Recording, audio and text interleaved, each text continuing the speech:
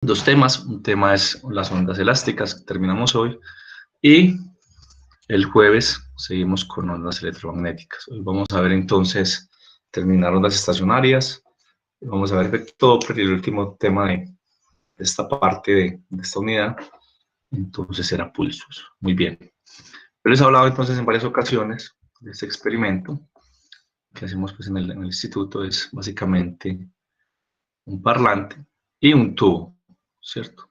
Un tubo, un cilindro, ¿cierto?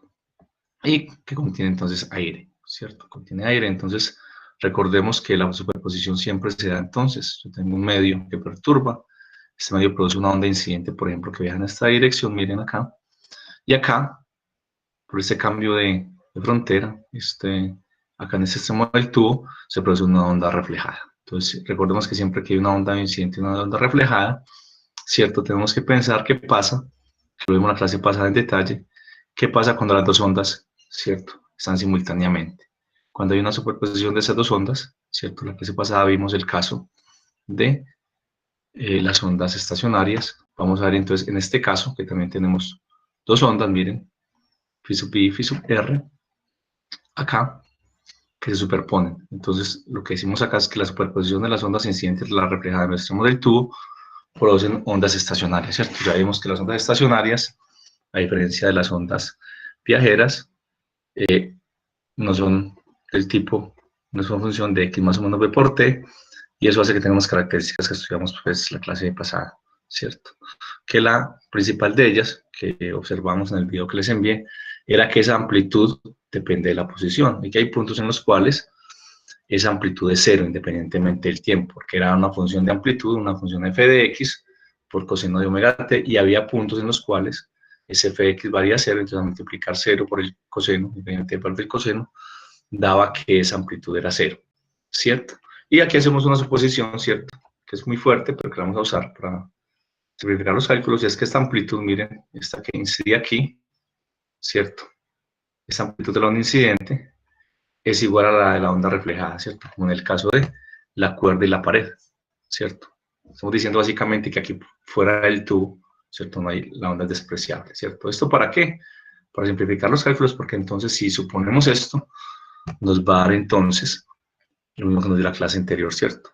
Cuando sumamos esas dos ondas, se superponen espacial y temporalmente, va a ser una onda estacionaria, el producto entonces de una incidente más una reflejada, y recordemos entonces que en este caso, recordemos que acá las frecuencias dependerán entonces, como lo vimos en la clase pasada, de la geometría, que es la longitud de este tubo, y, ¿cierto?, del medio, de su rigidez, ¿cierto?, y su inercia.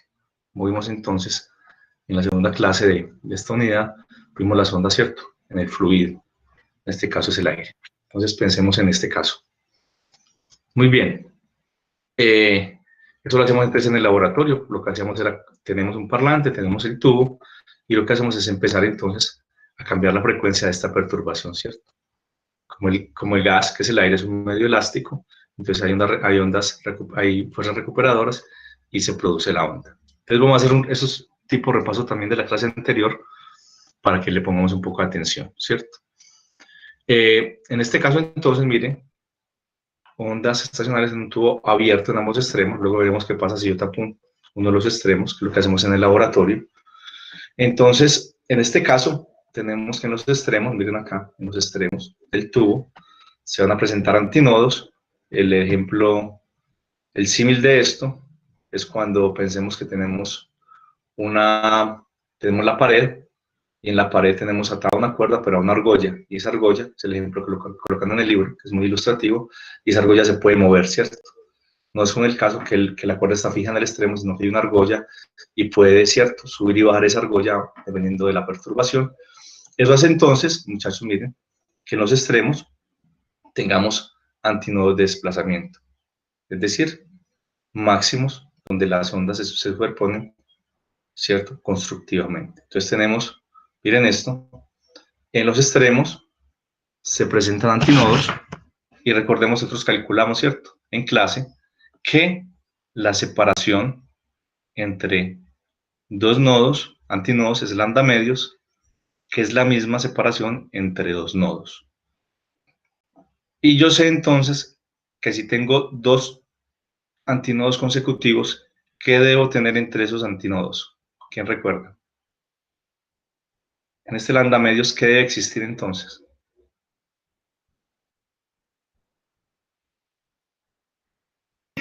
Un nodo. Exacto, miren. Yo tengo dos antinodos consecutivos o dos nodos consecutivos, la separación del lambda medio, ¿cierto? Lambda medios. Vimos que para los antinodos se cumple la condición, ya vimos, L igual a M lambda medios, M desde 1, ¿cierto? Valores positivos porque los X los estamos tomando positivos, ¿cierto? Y M y no es igual a 0 porque dijimos que si M es 0, L es 0. Entonces no hay tubo, ¿cierto? Muy bien.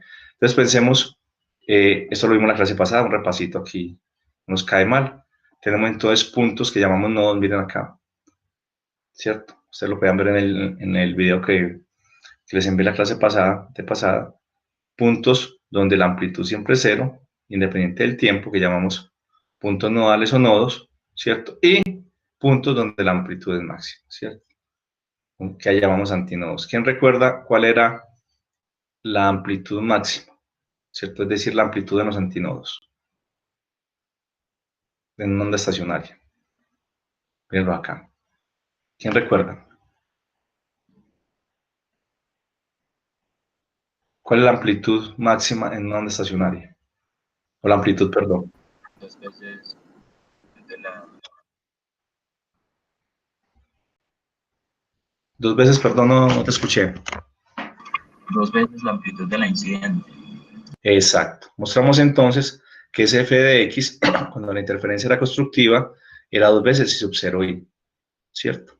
Dos veces I sub 0 i. Entonces, esta amplitud acá, los antinodos, es dos veces la amplitud de la onda incidente, ¿cierto? Recordemos entonces que tanto en este caso como en el caso de la cuerda unida a la pared, la onda incidente y la onda reflejada en amplitud son iguales, ¿cierto?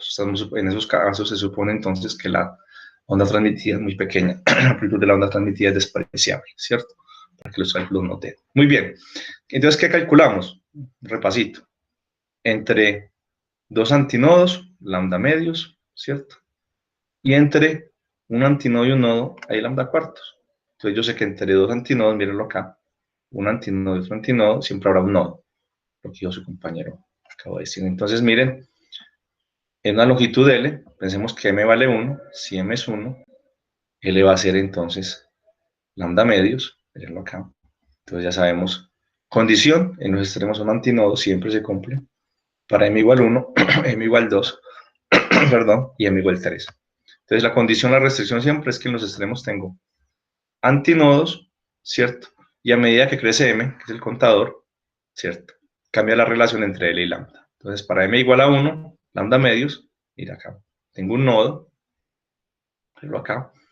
Para M igual 2, L es igual a lambda. L es igual a lambda, entonces miren, tengo el lambda medios de arriba, mirenlo acá, y le sumo lambda medios. Eso es lo que uno hace, miren. Entonces tengo esto es M igual a L igual a lambda medios y L igual a lambda, entonces a lo que está acá le sumo en el centro un lambda medio. Un lambda medios que es la separación entonces entre dos, ¿quién? Dos nodos. Y así sucesivamente, ¿cierto? Si tenemos que M es 3, entonces tenemos que al de arriba, ¿cierto? Al de arriba le sumamos ¿qué cosa? Otro lambda medios. Aquí tenemos entonces que cada vez que M crece, estamos sumando un lambda medios. Esto lo hicimos en la clase pasada, pero no extremos habían nodos, ¿cierto? Miren, va creciendo. Y si uno nota, uno puede decir que cómo se da cuenta en este caso, el tubo abierto en ambos extremos, mírenlo acá, en este tubo. Si uno pregunta de esta ecuación, miren, L igual a M lambda medios y esta figura. Uno cómo sabe cuántos nodos tiene, ¿cierto? En el tubo. Depende. ¿Cómo uno calcula el número de nodos de esta expresión? Mírenlo acá. Si uno mira, ¿cuántos nodos hay aquí? En el primer caso, cuando me vale 1, tenemos un nodo. Cuando me vale 2, miren, dos nodos. Y M3, 1, 2, 3 nodos. En este caso, en el tubo abierto en ambos extremos, este M me está dando el número de nodos, ¿cierto? Que contiene la configuración. Si ustedes se dieron la clase pasada, que vimos el video de la onda en una cuerda, les decía entonces que uno lo que hace es cambiar entonces la frecuencia de la agente externo, en este caso sería la del parlante, para producir entonces este tipo de configuraciones, ¿cierto? Es decir, que en el tubo, la longitud L, haya un lambda medios o un múltiplo entonces de ese lambda medios. 2 lambda medios, 3 lambda medios. Entonces, una medida que va cambiando la configuración, miren, tiene una restricción siempre. Acá en los extremos habrán antinodos, ¿cierto? Pero no voy a acomodar entonces la relación entre L y lambda, respetando siempre que la separación entre un antinodo y un nodo es lambda cuartos. Miren, siempre acá tengo 2 lambda cuartos, aquí tengo 2 lambda cuartos más lambda medios, que me hace lambda. Y aquí tengo entonces, miren, 2 lambda cuartos más lambda más 2 lambda medios, eso da 3 lambda medios. Entonces las configuraciones, igual que en la cuerda, se van produciendo entonces en el tubo, ¿cierto? Con el parlante. Y miren, cuando uno habla entonces de un gas, uno habla de ondas en un gas, ¿cierto? ¿Qué es lo que se está propagando entonces en ese gas? Si fuera, por ejemplo, una onda viajera, ¿qué encontramos nosotros?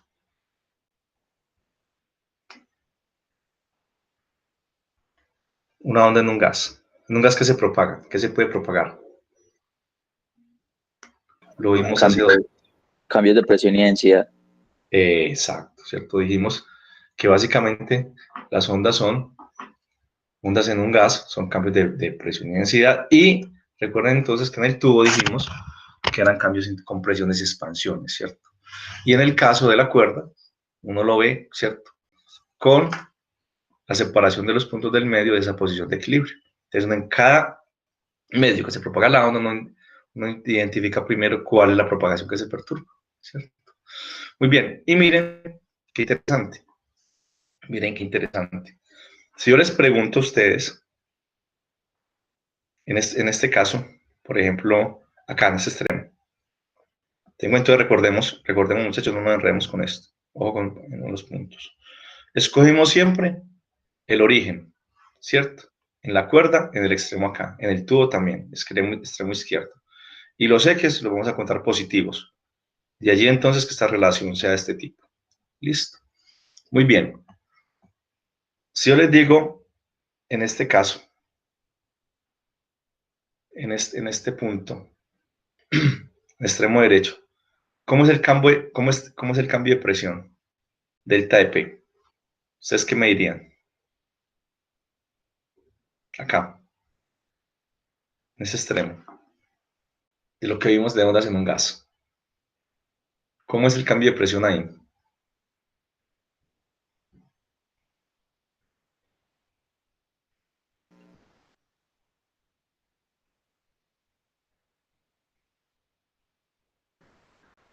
Pues máximo. El cambio de presión es máximo ahí, el delta de P. Es máximo. Entonces delta de Rho también es máximo. Ahí. ¿Quién tiene otra propuesta? Salimos en este extremo, ¿cierto? Sí, ahí es máximo. Hay un antinodo. Es que no había escuchado que sí era máximo, ¿no? Entonces ahí es nulo. Pues el cambio de presión sería nulo. Exacto. Miren esto. Lo hicimos en clase. ¿Recuerdan? El campo de desplazamiento y la diferencia de presión delta de P están en cuadratura. Recordemos, lo encontramos, ¿cierto? Están en cuadratura. Por lo tanto, los nodos de desplazamiento coinciden con los antinodos de cambio de presión y los antinodos de campo de desplazamiento con los nodos de cambio de presión. Mire, aquí tengo un antinodo de desplazamiento. Ese antinodo de desplazamiento va a coincidir con un nodo del cambio de presión. Y si delta de P es cero, mire, P es igual a P sub cero. En ese caso, aquí la presión va a ser igual a la presión estática o de equilibrio. Anoten esto. Recordemos que esto lo vimos en clase, ¿cierto? Esto lo vimos en clase. Entonces empezamos a calcular entonces cómo era la perturbación, y luego encontramos entonces esa relación, ¿cierto? ¿Entre quién? Entre cómo estaban psi, delta de P y delta de Rho, y encontramos que psi estaba en cuadratura con delta de pi y delta de Rho, delta de P y delta de Rho, y por lo tanto delta de P y delta de Rho mostramos que estaban en fase.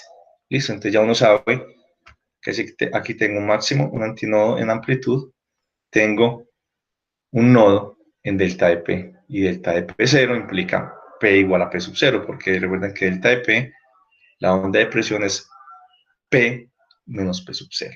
¿Listo? Estamos resumiendo de alguna forma la clase que vimos de ondas en un gas y la clase anterior, ¿cierto? Recordemos estas separaciones. Esto es un poco un repasito, ¿cierto? Y miren qué interesante les decía, para que recuerden, después en los problemas esto es de ayuda. En este caso, miren que M está dando el número de nodos en el interior. Interesante. Entonces uno lo que hace es, siempre que tiene su parlante entonces, y si uno quiere, entonces, obtener un modo de estos, ¿qué debe hacer? Si quiero obtener entonces el modo 1, el modo 2, el modo 3, ¿cierto? Yo debo saber entonces qué cosas para poder. Recuerden en la cuerda, les decía, yo puedo con la cuerda si tengo la longitud, tengo la densidad lineal, ¿cierto? Y tengo la tensión, puedo calcular entonces la frecuencia fundamental. Y con la frecuencia fundamental puedo obtener entonces un primer modo, ¿cierto? Y ese primer modo era un múltiplo entonces. Las otras frecuencias eran múltiplos de ese modo. Entonces, calculemos entonces en este caso, calculemos entonces los modos, las frecuencias propias de vibración en ese tubo, ¿cierto? Y entonces, vamos, recuerden, miren la condición, L igual a M lambda medios, muchachos.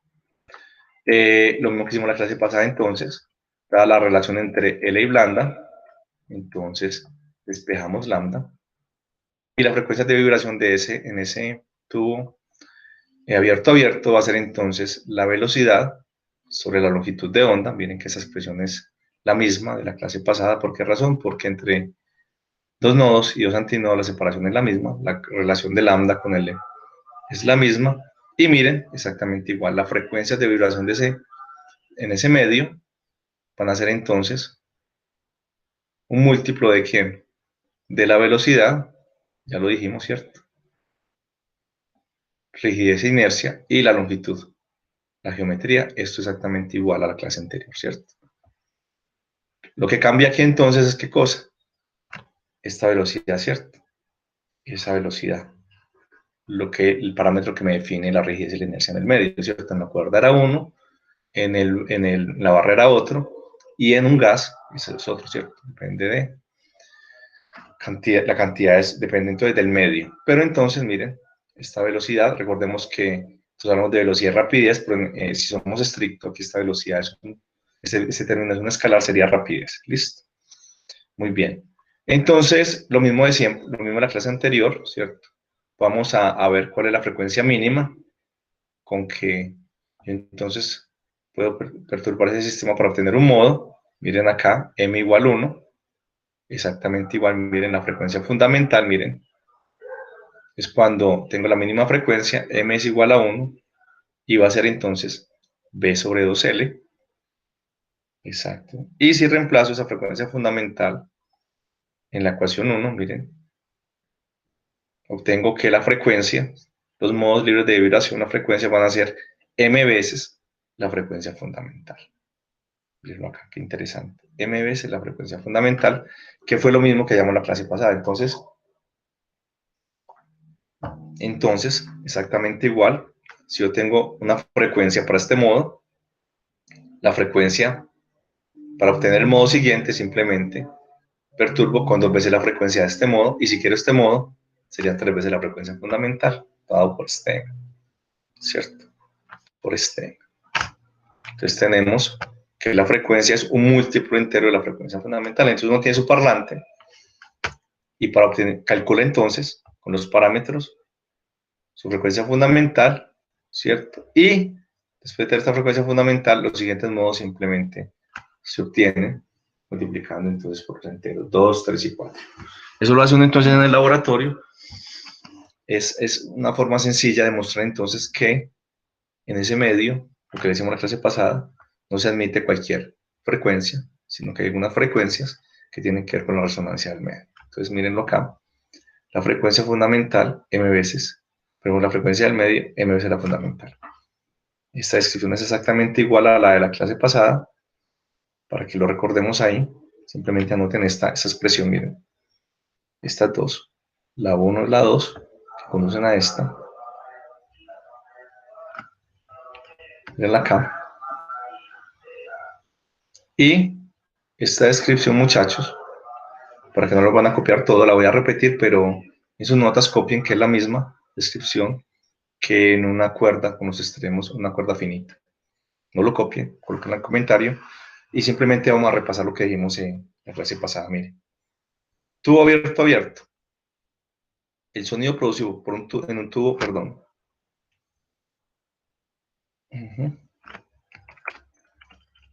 Un tubo abierto, abierto. Contiene una o varias de las anteriores frecuencias. Todos sus sobretonos son armónicos. La clase pasada definimos, recuerden, la relación, el orden del armónico, que era la frecuencia del modo sobre la frecuencia fundamental. Es pasar a dividir la frecuencia fundamental, entonces. Acá es el orden del armónico.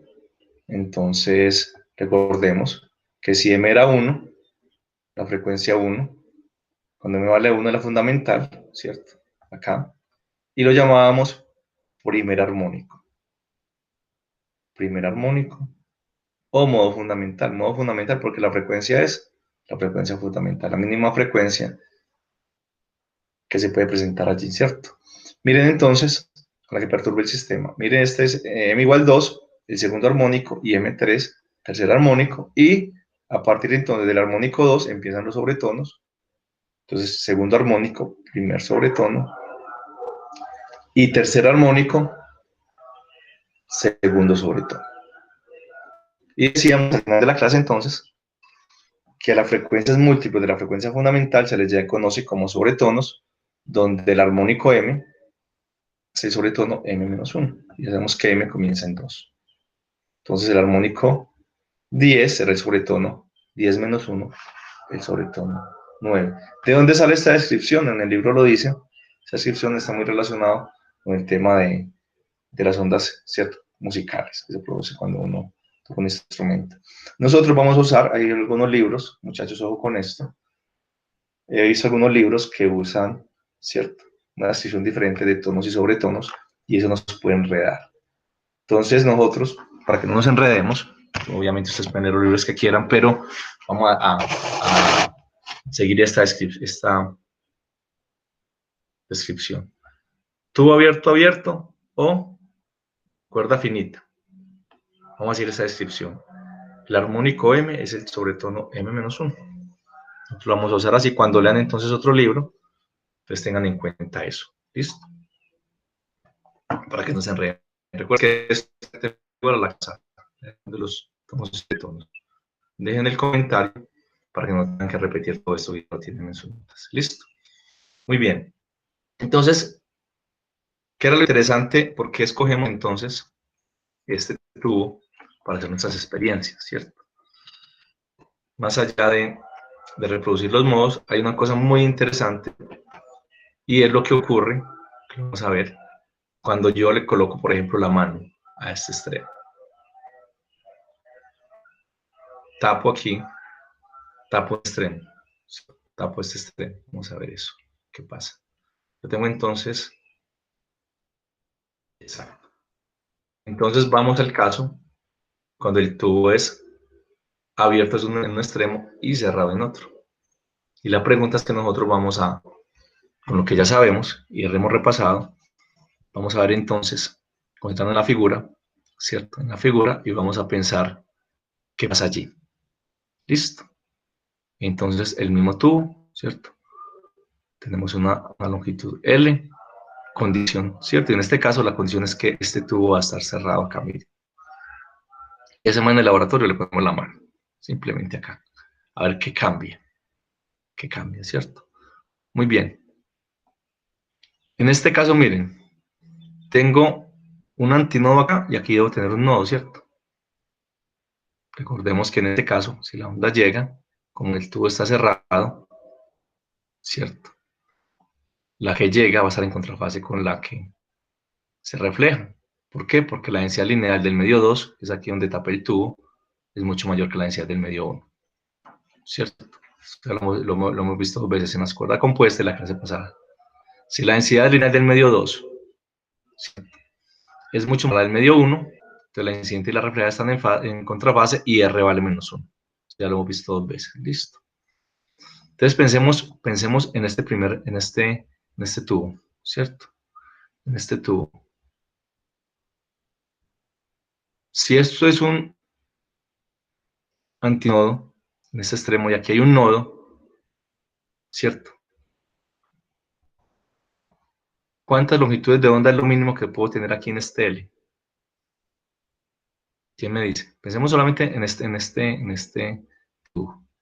Alguien que me colabora diferente al compañero que siempre habla. Vamos a dedicarle unos minuticos a esto, a ver si entendimos. Listo. Tengo el parlante. Se produce la onda estacionaria, ¿cierto? Y supongamos, ¿cierto?, que esto está separado de L y tapé acá, este extremo. ¿Cuál es el número mínimo de longitudes de onda que puedo tener, ¿cierto?, en este caso, en este L? ¿Quién me dice? Pues pensando en que la distancia entre un nodo y un antinodo es la mitad del lambda medios, me imagino que si es lambda a cuartos, Excelente, sería yo ¿cierto? que Sí, muy bien, joven, excelente, es eso. Miren, nosotros dijimos, entre antinodos y nodos consecutivos, separación, lambda medios. Y entre lo vimos también en la clase pasada, entre un antinodo y un nodo es lambda cuartos, ¿cierto? Es lambda cuartos. Entonces ya aquí nosotros podemos construir esto a partir, ¿cierto? A partir de esta restricción, la primera. La restricción entre que aquí hay un antinodo y que un nodo, la mínima separación es ¿cuál? Lambda cuartos. Como dice su compañero, mira acá, lambda cuartos es la mínima, y ahí viene el asunto, ¿cierto? ¿Cómo construyo los siguientes modos? ¿Cuánto le debo sumar yo a este L para obtener el siguiente modo? ¿Cierto? Mire, para que aquí siempre haya un nodo y aquí un antinodo, la suma es lambda medios, mire, lambda medios, ¿cierto? ¿Por qué? Porque, miren, aquí tengo un nodo y debo sumarle algo que aquí me va a dar un nodo en el extremo, entonces mírenlo acá. Tengo el lambda cuartos, que siempre se conserva desde el original, y le sumo ¿cuánto? Lambda medios, mírenlo acá. Lambda cuartos más lambda medios. Y luego, lo mismo, cada vez entonces que quiero el siguiente modo, ¿cierto? El siguiente modo que sumo. Este es lambda cuartos más lambda medios, este será lambda cuartos más, otra vez, debo sumar algo aquí que me siga dando un nodo, entonces miren, lambda cuartos más lambda medios y debo sumar entonces lambda medios. Entonces tengo acá siempre lambda cuartos y lo que le voy sumando va a ser ¿quién? Lambda medios, mírenlo acá. Lambda medios, lambda cuartos más lambda medios y lambda cuartos más 2 lambda medios. Entonces yo puedo seguir construyendo los modos, ¿cierto? No me pasteleen abajo la ecuación, se me olvidó ponerla. Pero la pregunta es, para el modo M, ¿cómo yo escribo esta serie? Miren, esto es lambda cuartos más lambda medios, lambda cuartos más 2 lambda medios. ¿Qué seguiría después de este modo en D? L igual a ¿cuánto? Lambda cuartos más ¿cuánto? ¿Quién me dice? es lambda medio. Exacto. Entonces miren, L siempre depende de ¿quién? De lambda cuartos. ¿Listo? ¿Y qué le estoy sumando? Siempre. Ven acá. ¿Le sumo un cuánto? Lambda medios. Lambda medios, exacto. Entonces, miren la serie aquí es lambda cuartos más M lambda medios, miren. Siempre le sumo lambda medios, pero miren es que interesante acá. Miren acá la figura. Miren acá la secuencia. el primero, el primero es lambda cuarto solo, entonces m empieza en cuánto, en 0, ¿cierto? Si m es 0, L es igual a lambda cuartos. Primer modo fundamental, miren acá. Entonces miren que miren, m en este caso empieza en 0. Entonces, importante, siempre medimos distancias como positivas. Entonces ese m es 0, 1, 2, 3, 4, 5, pero dependiendo del problema particular y las condiciones de frontera, este m puede comenzar en 1, miren el caso anterior, disculpen, aquí comienza en 1, pero aquí comienza en 0, ¿cierto? Porque la secuencia empieza en lambda cuartos más 0 lambda medios. Entonces, miren la condición acá, será L igual a 2m más 1 lambda cuartos. O sea que factor común lambda cuartos, que es este de acá, y me queda 2m más 1. Eso es. 2m más 1. Mírenlo acá.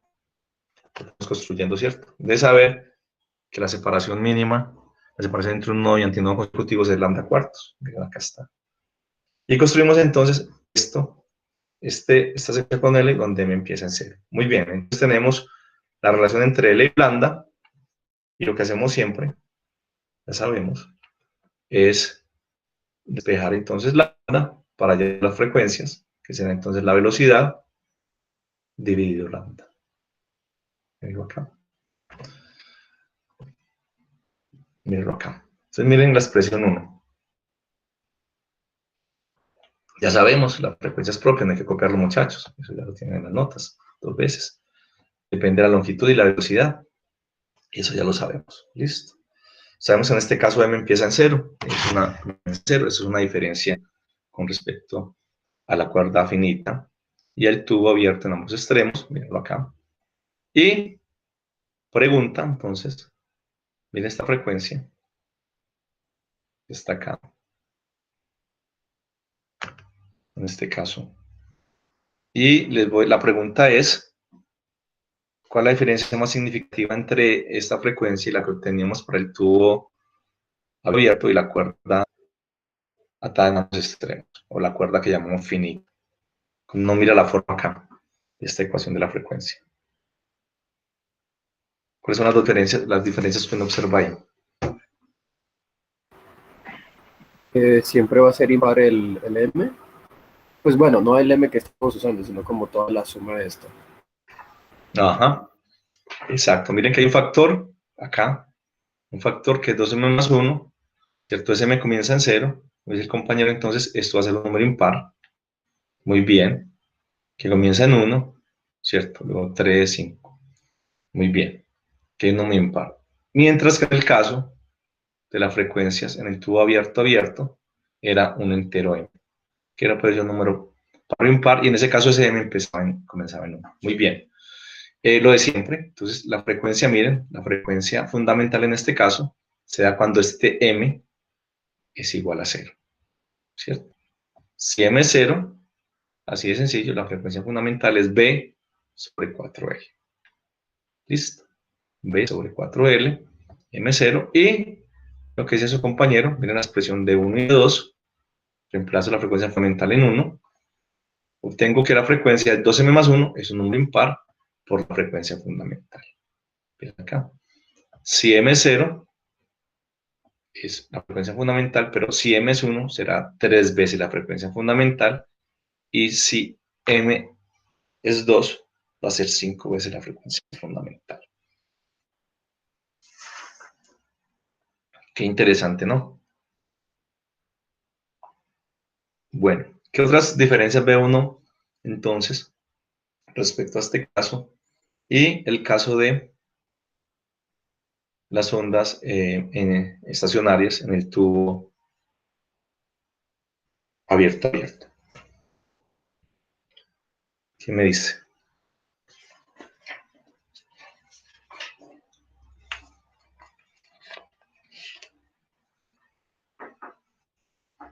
La diferencia importante entre esas dos últimas descripciones que vimos. Yo veo, profe, que entre las dos, una frecuencia, entre las dos frecuencias fundamentales, una es doble que la otra. Eso es. Ojo con esto en los problemas. Ojo, muy bien. Miren acá. Vamos primero con esto. Miren acá lo que dice su compañero. Tubo abierto, abierto. La frecuencia fundamental es B sobre 2L. Y en el tubo abierto cerrado es B sobre 4L. La frecuencia fundamental en el tubo abierto cerrado, ojo con esto, es igual a la mitad de la frecuencia fundamental del tubo abierto abierto. El tubo abierto abierto. Es decir, si en un problema uno sabe la frecuencia fundamental de un tubo cuando está abierto, ya sabe entonces qué pasa con la frecuencia fundamental si lo tapo en un extremo. Esa expresión ahí es lo que está acá. Póntelo por ahí, es muy útil para los problemas, ¿cierto? Si ya uno conoce la frecuencia fundamental en el tubo abierto, abierto o cerrado, abierto, cerrado, ¿cierto? Si está abierto, cerrado y lo abre, ya sabe que la frecuencia va a ser 2 veces esta frecuencia. Eso es, bien importante. Entonces, sencillo, pero bien útil. Anótenlo por ahí. Listo. Anótenlo por ahí. Es bien útil. En los problemitas se usa mucho. Listo. Entonces, anota. Y miren esto. Ojo ahí sí. Miren, ojo ahí sí. Ojo ahí sí. Hablamos de tonos armónicos y sobretonos. Armónicos y sobretonos en cuerda finita y tubo abierto, abierto. Pero pensemos ahora, ¿cierto? Miren que cuando yo tapé el tubo pasaron varias cosas, entre ellas la relación entre la frecuencia de los modos fundamentales. Pero miren, la expresión que obtenemos es que la frecuencia de los modos es la frecuencia fundamental por un número impar, ¿cierto? Y nosotros definimos que la frecuencia del modo sobre la frecuencia fundamental es lo que se conocen como orden del armónico. Ojo con esto. Ya lo definimos varias veces. Lo que pasa es que en este caso el orden del armónico será no m, que es un número entero y positivo, ¿cierto? Sino 2m más 1, ¿cierto? En este caso es 2m más 1, es un número impar. Y entonces, ojo con esto. Eso sí, por favor, subrayen a los que no copian, pero es muy importante en los problemas. Miren esto. Ojo. Entonces, sabemos que m inicia en 0. Recordamos que empieza en lambda cuartos. L igual a lambda cuartos. Entonces, miren, m0, obviamente, la frecuencia fundamental, ¿cierto? Primer armónico, pero como modo fundamental, la frecuencia más baja, vibración de ese medio, ¿cierto? Para m igual 1, miren esto, la frecuencia es 3 veces la frecuencia fundamental, ¿cierto? Miren acá. Entonces, el primer armónico, miren esto, no sigue el segundo. ¿Sigue qué orden? Sigue el 2m, sigue el tercer armónico. Ojo con eso, miren. No hay segundo armónico, aquí hay tercer armónico. Y ese, después del primer armónico, sigue ¿qué cosa? El primer sobretono. Ojo con esto, muchachos, en los problemas.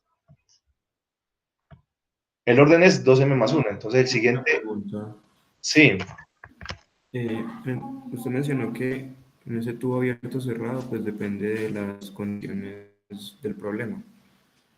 Entonces, si m inicia en 1, dado un problema, también varía esa definición de primer sobretono o de los armónicos. Muy bien, gracias por la pregunta. Miren, muchachos, yo tengo un problema, ¿cierto? Ojo con esto. Tengo un problema determinado, ¿cierto? Y miren la frecuencia, en todos los casos va a depender de B sobre 4L, ¿cierto? Ojo con esto. De B sobre 4L. ¿Cierto? Entonces yo tengo, por ejemplo, este caso. Tengo un gas, que es el aire. Entonces, yo tengo el tubo, eso me define L, y las propiedades del gas, ¿cierto? Rigidez, ¿cierto? Y inercia. Entonces, esto es un dato que yo tengo. B4L son los datos de ¿quién? Del medio. Esto es un valor fijo, ¿cierto? Siempre supongo que este valor está fijo, ¿cierto?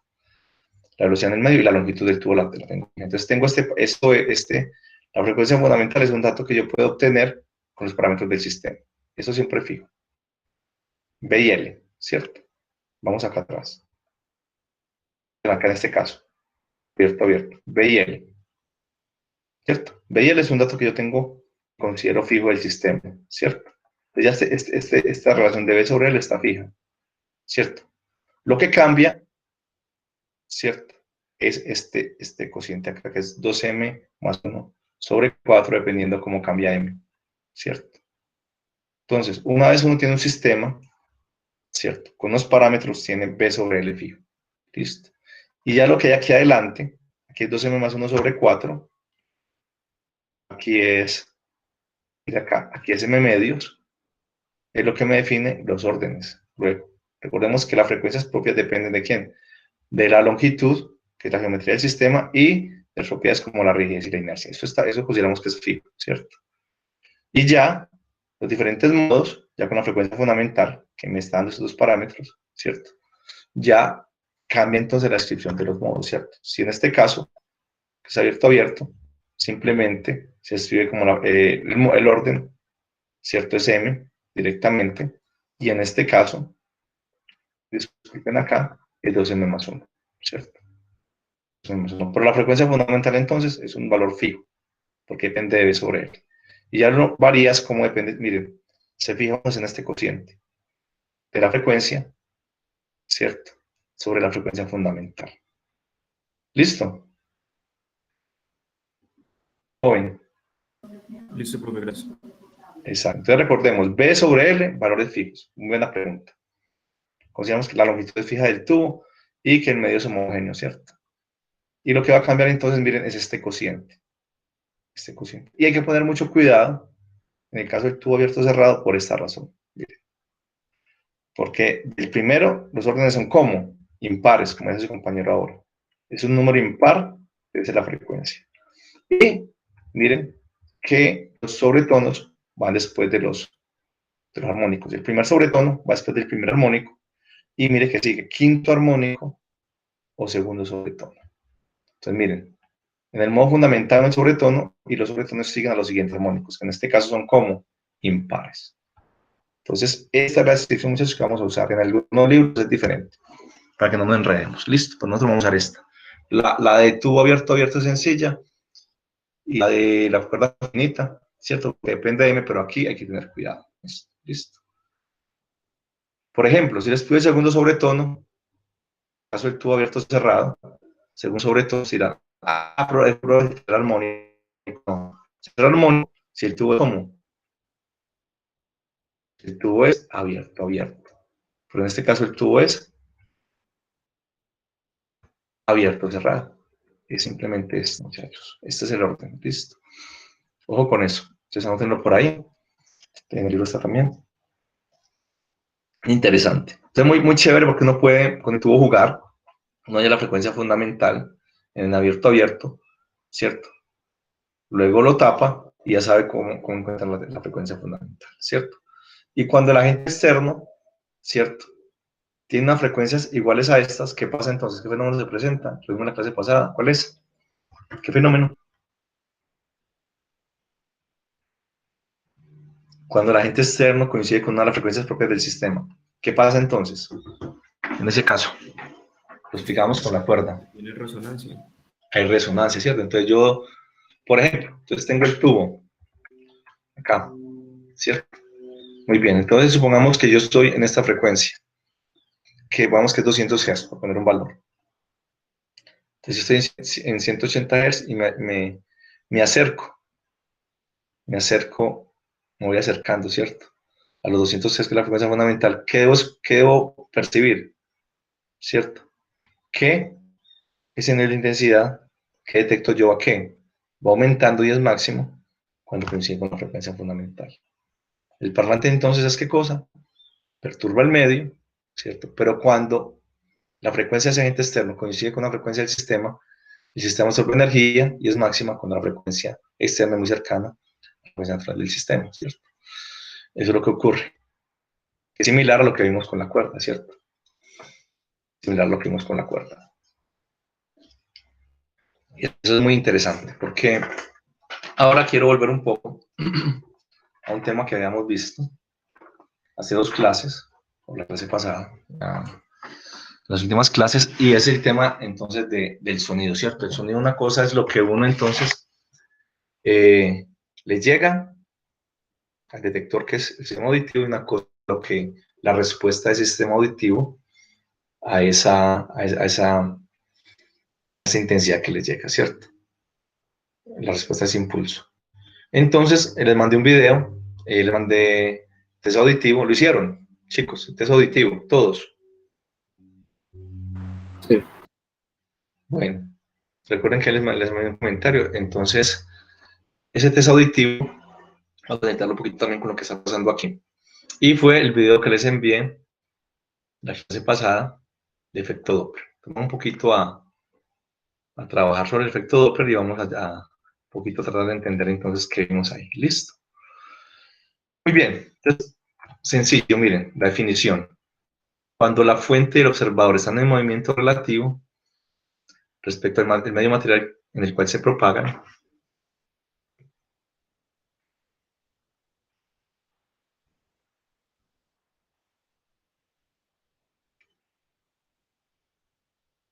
la frecuencia de las ondas observadas es diferente a las ondas emitidas. A ver, eso como los que pusieron el video, a ver, cuando el auto se acercaba o se alejaba, uno que detectaba. Pues cuando se acercaba se escuchaba más duro el motor del carro y pues ya cuando se estaba alejando pues se estaba escuchando menos el motor del carro. Excelente. Básico, ¿cierto? Que vimos en clase. Básico. Lo primero que usted piensa, si el carro se acerca o se aleja, ¿qué está cambiando? ¿Cuál es el parámetro que cambia ahí? Sería el nivel de intensidad. Muy bien, exacto. Entonces miremos. Yo tengo una fuente y un observador, ¿cierto? Entonces yo digo, esa fuente es la sirena de esa patrulla, ¿cierto? Entonces yo estoy parado, ¿cierto? Y la sirena viene muy lejos, ¿cierto? Viene muy lejos, entonces yo sé que la intensidad depende como 1 sobre R cuadrado. Entonces, si la patrulla se va acercando, ¿cierto? R disminuye y la potencia aumenta y la intensidad aumenta. Entonces, la intensidad aumenta si se acerca y esa intensidad disminuye si se aleja, porque ya R va aumentando. Entonces hay un parámetro que la intensidad depende inversamente proporcional de R y va cambiando. Es una cosa, lo vimos hasta la clase pasada, ¿cierto? Entonces la intensidad cambia y si la intensidad cambia, entonces lo que yo detecto que es el nivel de intensidad también cambia, ¿cierto? Son proporcionales, pero como un logaritmo. Entonces, listo. Eso es una parte importante. Y es la intensidad y nivel de intensidad, ¿cierto? Muy bien. Hasta ahí vamos despacio. Muy bien. Entonces tenemos una frecuencia de emisión. Ojo con esto, esta frecuencia es la que emite la fuente. Es la con que llega una onda a un observador en reposo respecto a la fuente. Entonces, yo estoy parado, tengo la ambulancia a cierta distancia, ella emite una frecuencia y yo detecto la frecuencia, ¿cierto? La frecuencia. Cuando le hablan de frecuencia, inmediatamente ¿en qué piensa? ¿En qué parámetro?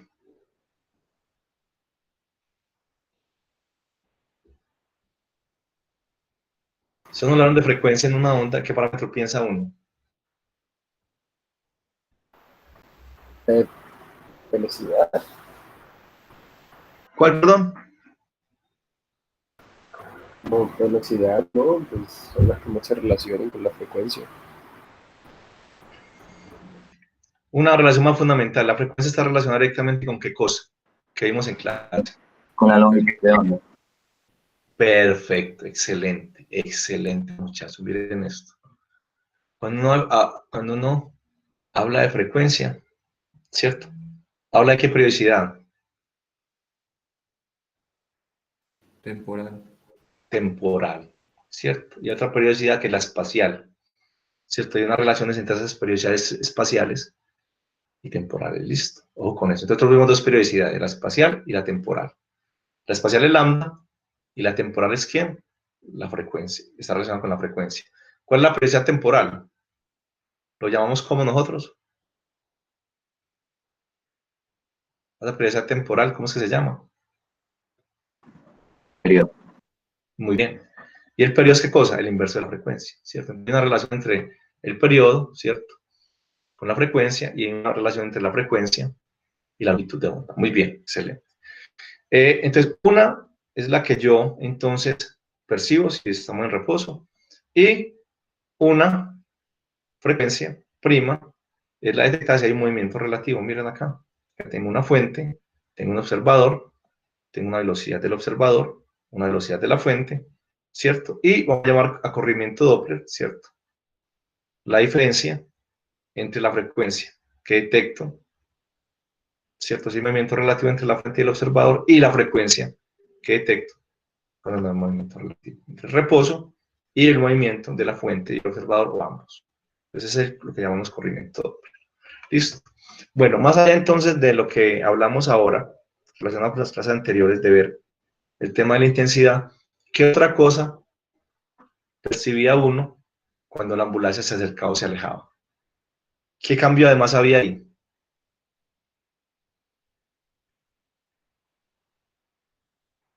Más allá de la intensidad y el nivel de intensidad.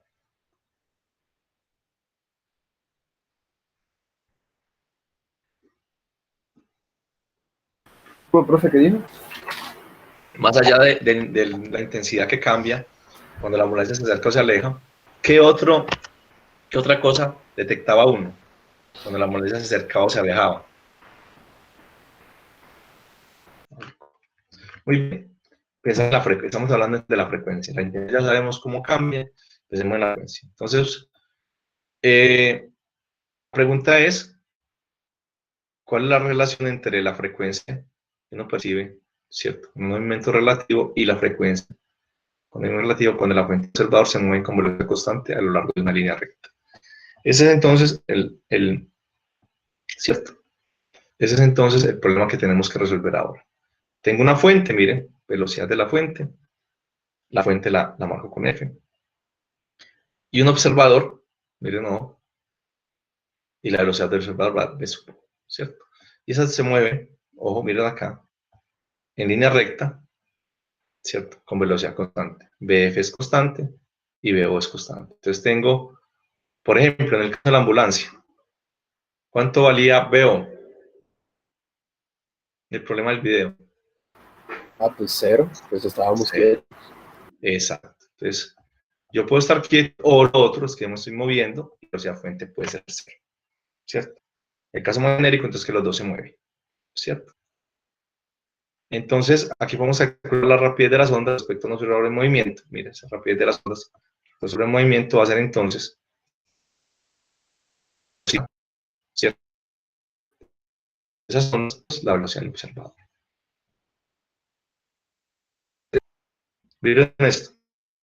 Ya lo discutimos. Ojo con esto. Velocidad del sonido en el aire.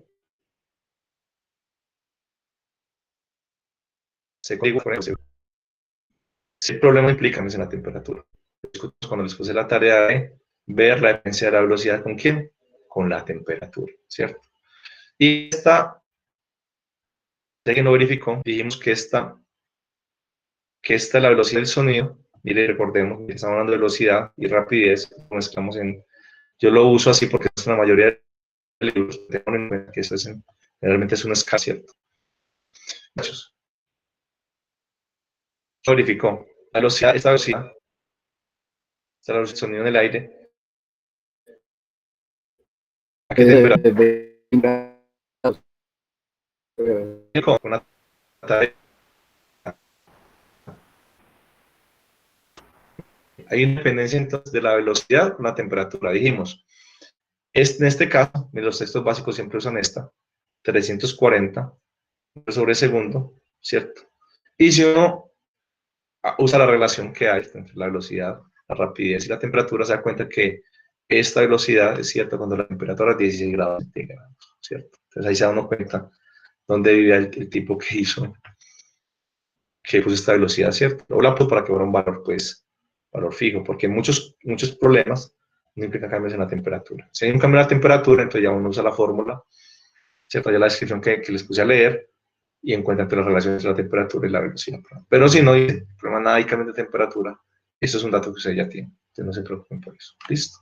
La velocidad de que dice acá, efecto Doppler. La fuente emite un máximo en 1. ¿Listo? Ojo. Y en un periodo de tiempo P más tarde, el frente de onda correspondiente a ese máximo es una esfera representada por la circunferencia BP. Ojo con eso. Entonces yo tengo acá, emito un máximo, ¿cierto? Y yo sé que el próximo máximo va a estar ¿en qué? ¿En qué lapso de tiempo? El lapso de tiempo mínimo para que un valor del campo se repita, sabemos que es cuánto, que es el periodo. Entonces digo, miren, estaba en 1 y emití un máximo, ¿cierto? Emití un máximo. Entonces, esta esfera, mira que está acá, que corresponde a ese máximo, está a una distancia que es ¿cuál? Lambda B por P. ¿Recuerdan la tarea que les puse? La longitud de onda es, ¿qué cosa? Que les puse de tarea. La primera clase de ondas. Cuando escribimos de periodicidad espacial y temporal, ¿quién recuerda? Fue la primera tarea que les puse. Que la longitud de onda era ¿qué cosa?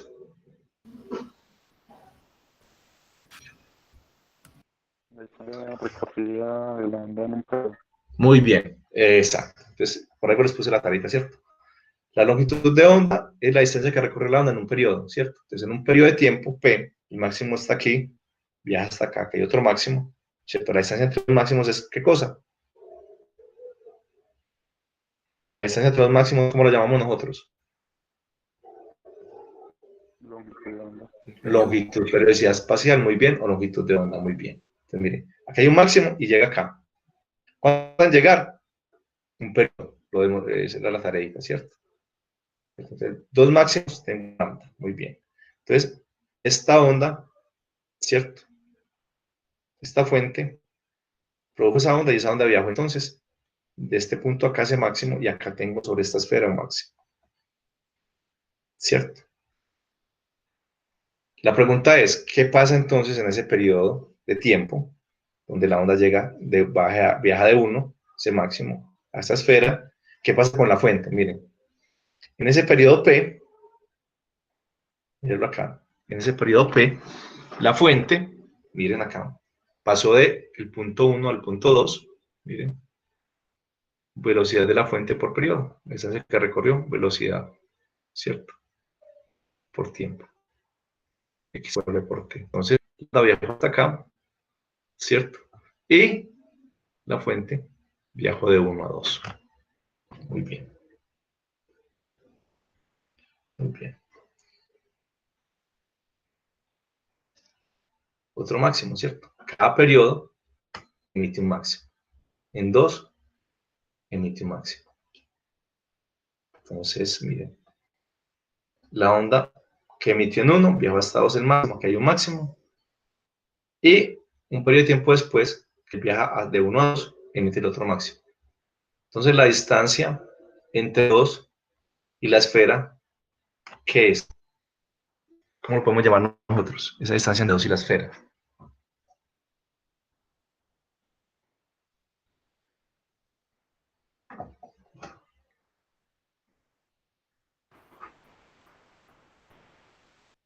Podríamos verlo como una resta. Vamos despacio, voy a repetir. 2 minuticos, listo. Para que nos pongamos vamos despacio, muchachos, gracias ahí, pero miren. La fuente emite un máximo, ¿cierto? Ese máximo llega a esta esfera, ¿cierto?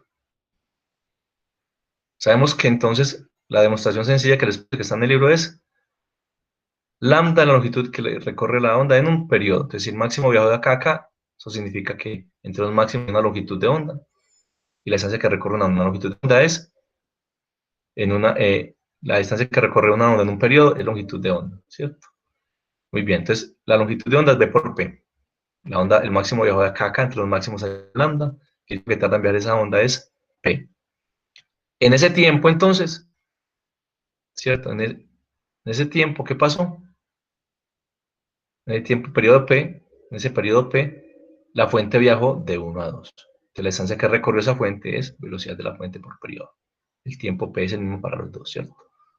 miro el mismo instante de tiempo, ¿cierto? Entonces, emite un máximo, ¿cierto? Una fuente. En 1, ¿cierto? Cuando pasa un periodo, emite otra vez otro máximo, en 2, ¿cierto? Uy, ¿qué pasó acá que se puso rojo esto? Muy bien, miren. Entonces, aquí emite un máximo. Y en esta esfera acá hay un máximo que llegó acá. ¿Cuál es la separación entre los máximos? ¿Cómo se define eso? ¿Cómo lo definimos nosotros? Separación entre los máximos.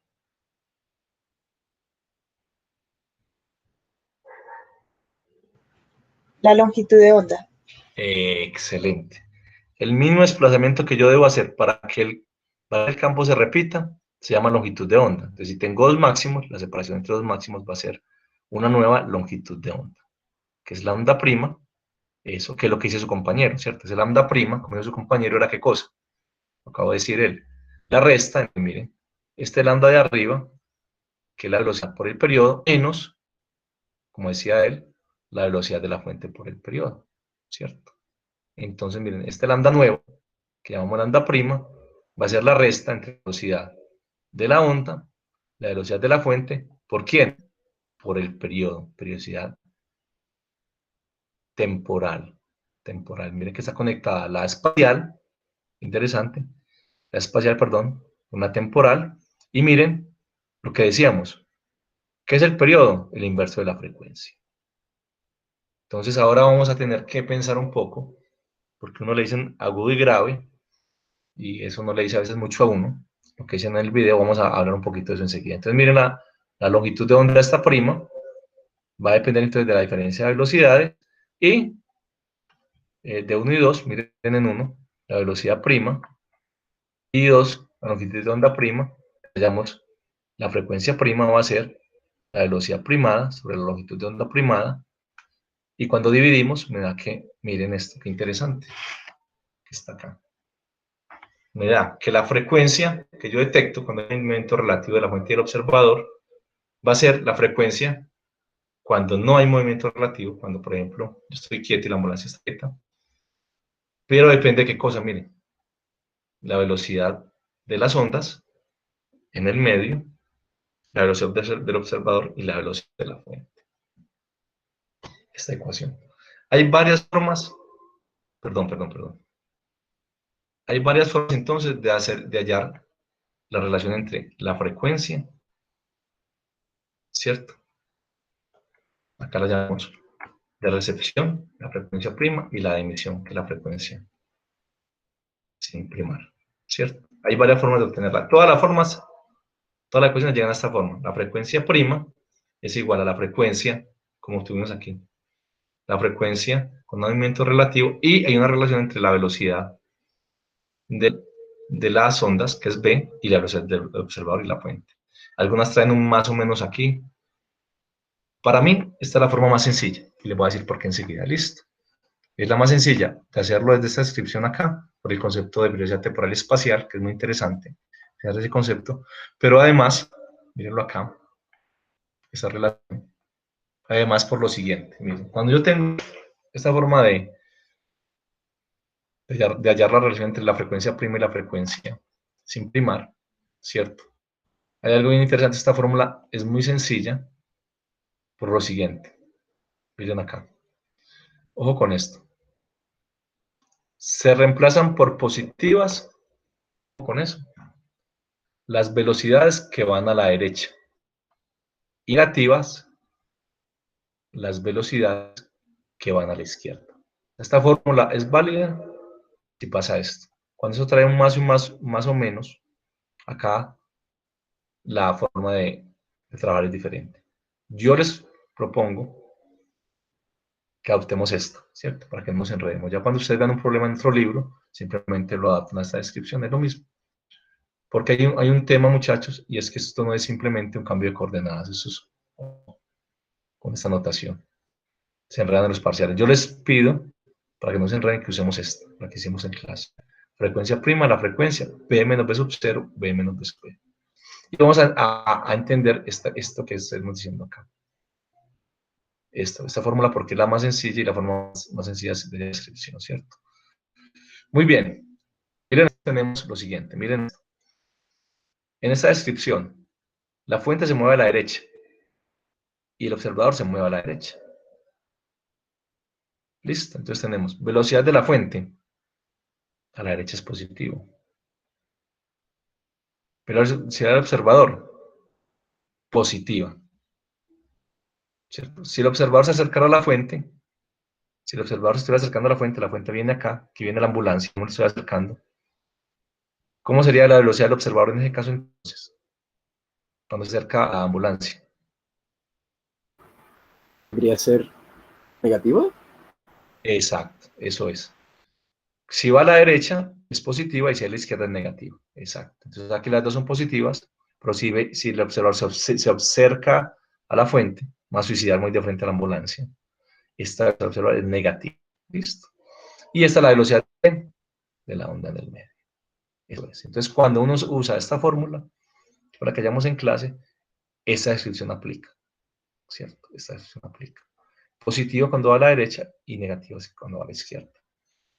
Muy bien. Entonces, eso en principio es sencillo, pero hago esta figurita porque cuando vamos al examen no es sencillo. Miren en este caso, caso B. Caso B, ¿listo? Y van a hacer pues, en un examen. Tengamos en cuenta. Pues acá la fuente está a la izquierda, el observador a la derecha y se mueven, ¿cierto? Van hacia la derecha los dos. En este caso, los dos van a la derecha. Ojo con eso. Pero miren que a la derecha está la fuente, está delante del observador en la dirección de movimiento. ¿Cuánto, en este caso, la del observador es positiva o negativa? Positiva. Positiva, va a la derecha, simplemente. Y el de la fuente es también como positiva, va a la derecha. La velocidad, entonces, de la onda, ¿cómo es? ¿Positiva o negativa? Negativa. Negativa. ¿Quién da otra opción?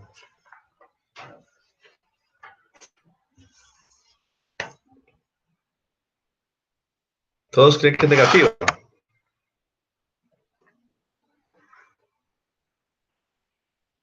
Sí, muchachos. ¿Alguien tiene alguna otra propuesta? Después llega el observador, digo que es negativo. Dos dicen que es negativa. ¿Alguien tiene una idea contraria? Todos creen que es negativa. Vea qué bien. Y en los exámenes, ¿qué pasa pues cuando no lo hago en clase? Sí, miren, muchachos. Entonces dijimos, el único truco es este, el de la velocidad de quién, de la onda. ¿Cierto? Es el único truco aquí en esta descripción. No hay más. Positivo, lo que va a la derecha, y negativo, lo que va a la izquierda. Entonces, si esta fuente se acercara al observador, simplemente como a la izquierda es negativo, pero entonces miren, ¿quién produce la onda? La produce la fuente. Entonces, la fuente está produciendo una onda, ¿cierto? Onda. Y lo que le llega al observador, ¿llega a dónde? De derecha a izquierda. Es esta frente de onda acá, el que le llega al observador. Entonces, mire que la onda aquí para ese observador está viajando ¿cómo? A la izquierda. Esa velocidad es negativa. Ese es el único detalle de esta descripción, ¿cierto? Cuando la fuente están viajando a la derecha y el observador está detrás, lo que recibe el observador es lo que llega de la onda que viaja en qué dirección? De derecha a izquierda, en dirección negativa. Entonces, B0 positivo, BF positivo, y la velocidad de la onda en el medio negativa, en este caso. Aquí positiva, mira acá, y aquí negativa. Y el libro, ojo con eso, tareita, está en el libro leer ondas de choque. Léanlo, por favor, ondas de choque del libro. Está bien explicado para que lo tengan en cuenta. Listo. Perfecto. Entonces, les puse a leer, a ver este video, ¿cierto? Ver este video para que entendiéramos dos cosas. Vamos acá. A ver si ustedes... A ver, ¿dónde está el video? Perdón. No, acá.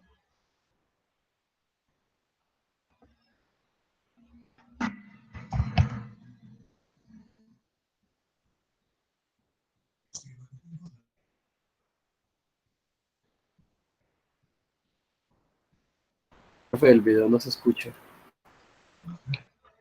¿No escucha? Mm. Ah, bueno, listo. No, entonces, sí, tengo un problema con eso, no hay cómo resolverlo. Pero bueno, listo. Lo dejé de tarea, se lo envié desde el jueves. Listo. Entonces, hay dos cosas. Un observador acá. Muchachos, lamento lo de sonido. Miren, este es el observador. ¿Listo? Este es el observador.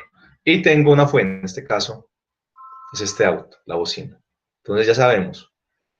Miren acá, la posición en que está el auto. Y está el observador. Entonces, supongamos que están en reposo. ¿Listo? Están en reposo, entonces, la frecuencia que detecto, miren, B0 y BF0, perdón, aquí no está la ecuación, acá, perdón, B0 y BF son 0, la velocidad que cancela entre la frecuencia que yo percibo, la frecuencia que emite esa fuente, listo, sencillo, B0, BF0, frecuencia igual a la frecuencia, listo. La pregunta es qué ocurre cuando entonces hay un movimiento relativo. Yo me voy a suponer entonces que aquí yo voy a estar quieto, mirenlo acá, B del observador, ojo, B del observador, 0, entonces me queda que la frecuencia, prima es frecuencia por B, y va a depender entonces de esta diferencia, ¿cierto? La frecuencia que yo percibo va a depender de la diferencia entre la velocidad, ¿quién? La velocidad la velocidad de la fuente, la velocidad, ¿cierto? La velocidad de la onda en el aire, la velocidad del sonido, menos la velocidad de la fuente, listo. Miren esto. Entonces, mírenlo acá, yo estoy parado acá, ojo con esto, y entonces yo digo, la intensidad, que hay una fuente que está quieta, yo estoy quieto, entonces la intensidad que llega aquí será entonces la potencia, emite entonces esta fuente, dijimos que era potencia constante igual a la potencia promedio, entonces no hay un problema, la potencia promedio con que emite el vehículo estante, ya saben, la intensidad la calculo como esa potencia que me están dando, ¿cierto? Y depende, es inversamente proporcional a 1 sobre R cuadrado. ¿Qué significa eso? Que la intensidad que detecta aquí cualquier cosa, pongamos aquí un detector, ¿cierto? A medida que el auto se acerca, esa intensidad crece, porque R disminuye. ¿Listo? En este caso. Muy bien, entonces yo digo, si la intensidad disminuye, si la intensidad, entonces, si R disminuye, la intensidad aumenta, y si la intensidad aumenta, yo sé que el nivel de intensidad aumenta. Aunque el aumento sea logarítmico, no sea lineal, aumenta. Eso es un caso. Y cuando se aleja, es lo contrario. Entonces empieza a aumentar, y ya entonces esa intensidad decrece, y el volumen también decrece. ¿Listo? Entonces, más allá de la intensidad, lo que yo quiero que ustedes perciban y traten de entender es lo siguiente. Ojo, esas cosas uno las escucha, ¿cierto? No se las dicen, pero uno tiene que entender muy bien qué pasa con el tema de la frecuencia. Cuando el auto se acerca, ojo, se escucha un sonido cada vez más agudo. Más agudo significa que la frecuencia aumenta. Y si se aleja, es cada vez más grave, frecuencia disminuye. Entonces, que hay una relación entre lo que se dice grave y lo que se dice agudo respecto a la frecuencia, que es el ejemplo que están dando ahí. Me dicen, el sonido es más agudo cuando se acerca y más grave cuando se aleja. Y eso grave y agudo tiene que ver con la frecuencia, ¿cierto? Con la frecuencia. Y a su vez la frecuencia está relacionada con qué cosa. ¿Quién me dice? Longitud de onda. Con longitud de onda, ¿cierto? ¿Y con qué más? Longitud de onda y vimos, y periodo, periodicidad temporal. Muy bien, entonces, es lo que dicen en el texto. Entonces, vamos a entender un poco. Se dice que un sonido es agudo cuando está por encima de 5 kHz, ¿cierto? Y que el sonido es grave, menos de 250 Hz. Simplemente son los rangos. Hay un rango intermedio, vamos a pensar en los sonidos agudos, los sonidos graves, para que ustedes luego de esta clase, otra vez, solitos en la casa, escuchen. Pasen el video y traten de percibir bien. Olvídense de la intensidad, entonces vamos a pensar en la frecuencia, ¿listo? Y son los rangos, agudos y graves, miren, 5. Y hay algo que llaman el espectro audible, en principio hay un rango que se pone pues genérico, que es entre 20 Hz y 20 kHz, pero en algunos animales y sistemas pues particulares ese rango puede aumentar, pero eso es algo pues en la literatura que se establece como el rango audible. Ustedes hicieron una un test auditivo, ¿cierto? Para detectar más o menos cuál es su rango audible, su rango de detección en frecuencias, ¿cierto? Para un nivel de intensidad fijo, que son los decibeles fijos. ¿De qué depende ese rango de particular en cada persona? Depende de la fisiología de su sistema auditivo, ¿cierto? Algunos tendrían unas frecuencias más hacia las bajas, otros hacia las altas. Como les decía, si uno ha sometido su sistema auditivo a niveles de intensidad muy altos, ese sistema auditivo se daña, ¿cierto? Entonces, habrá algunas frecuencias que no podrá detectar en algún rango. Si alguien, por ejemplo, como les decía, esas pruebas de test auditivos se hacen en un espacio aislado acústicamente, con una fuente que está calibrada, un número de decibeles calibrado, y sí, cuando va al médico, es una prueba auditiva, todo está pues muy calibrado y ahí sí uno puede realmente decidir, ¿cierto? Saber cuál es el rango audible, el rango particular, pero uno en la casa, ¿cierto? Como les decía, en el computador, puede con el video que el audio que les envié, más o menos saber si uno está dentro del rango pues normal, dentro de lo que les decía yo ahí en el correo, si uno ve que realmente hay unas frecuencias que debería en principio detectar y es muy grande y no detecta, pues sí pedir cita con el médico, a ver qué le dice, si tiene algún problema o simplemente el sonido de su dispositivo es malo y usted no lo hizo bien. Entonces, no, pues, si no les dan como que no es directamente que esté mal de los oídos, sino que puede ser que están las condiciones pues para hacerlo. Por eso es interesante hacerlo. Entonces, ¿qué es lo que me interesa? Para que ustedes lo perciban y lo repitan ahora en la casa, viciosos, es lo siguiente. Espectro audible, ¿cierto? Mire, ellos dicen que con la frecuencia aumenta, es la relación inversa entre la frecuencia y la longitud de onda. ¿Listo? La frecuencia y la longitud de onda. ¿Listo? Eso lo pueden analizar ustedes, se lo dejo de tarea. Pero miren, frecuencia aumenta, longitud de onda disminuye. Eso lo repasan porque hay muchos problemas relacionados. Cuando la frecuencia disminuye, la longitud de onda aumenta, ¿cierto? La relación entre la prioridad espacial y la temporal, que miren, la frecuencia aumenta, el periodo disminuye. Entonces, ojo con esto. Entonces, miren, ¿qué vamos a hacer? Vamos a después de clase, poner el audio otra vez y miren lo que pasa. Frecuencia es 1 sobre periodo. ¿Y es el periodo? Muchachos, ¿qué es el periodo?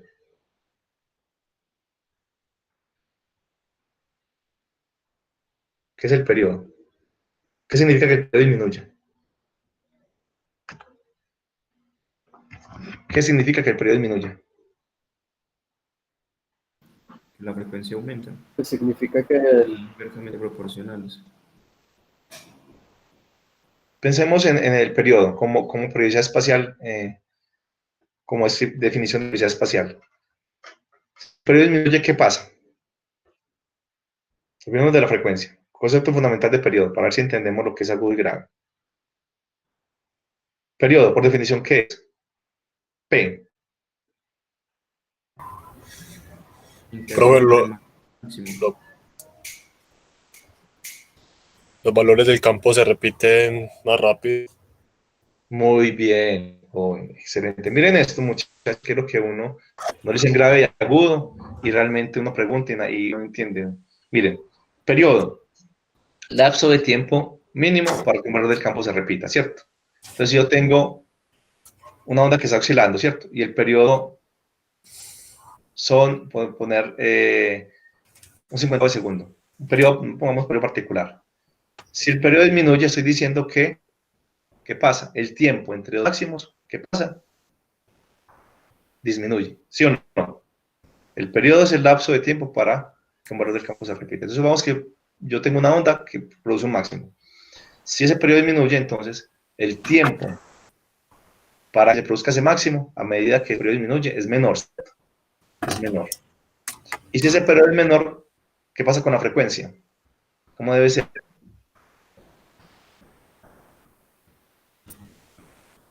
Si el periodo disminuye, la frecuencia debe ser mayor o menor. Mayor. Mayor. Eso es. Entonces, el periodo tiene una definición básica de que es qué cosa. Periodicidad espacial, el tiempo, el lapso de tiempo mínimo para que un valor de campo se repita, ¿cierto?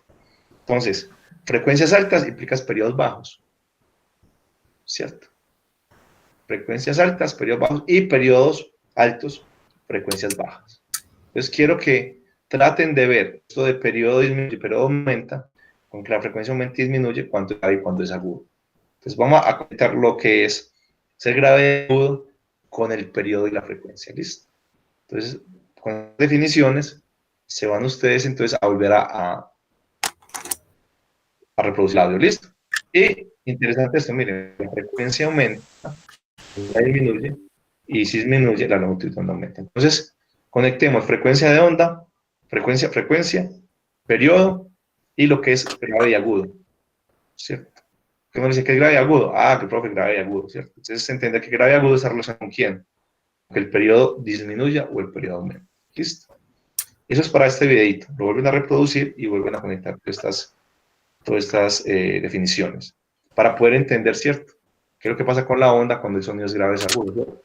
O el periodo es pequeño, el periodo es grande. Es decir, ¿qué pasa con la frecuencia? La frecuencia me está diciendo, ¿cierto? ¿Qué tan rápido, ¿cierto? Se está pasando por la posición de equilibrio. Eso lo conectan ustedes con las definiciones básicas. Lo quería poner en esta diapositiva para que ahora que lo discutimos, ya detecten este audio con otro pensamiento. Hasta antes de clase, lo que decía su compañero, uno que pensaba en la intensidad. Ahora queremos ver lo que dicen ahí, qué es eso de agudo y grave y cómo hacerlo con el periodo. O sea, no es trivial, para poder entender un poco. Háganlo, traten de detectar eso de agudo y grave, conectarlo con lo que es el periodo. ¿Listo? Y tarita también, mirar esto de frecuencia y longitud de onda, cómo cambia uno respecto a la otra. Muy bien. Perfecto. Entonces, esto ya les decía, tiene entonces dos temas, que son ondas elásticas y electromagnéticas, ¿cierto? Hoy terminamos con las ondas mecánicas, con el tema de pulsos. Miren qué interesante este tema de pulsos, porque se conecta mucho con las ondas estacionarias. Y quiero que pongan atención en esta descripción, que es muy similar, pero ustedes se me enredan mucho.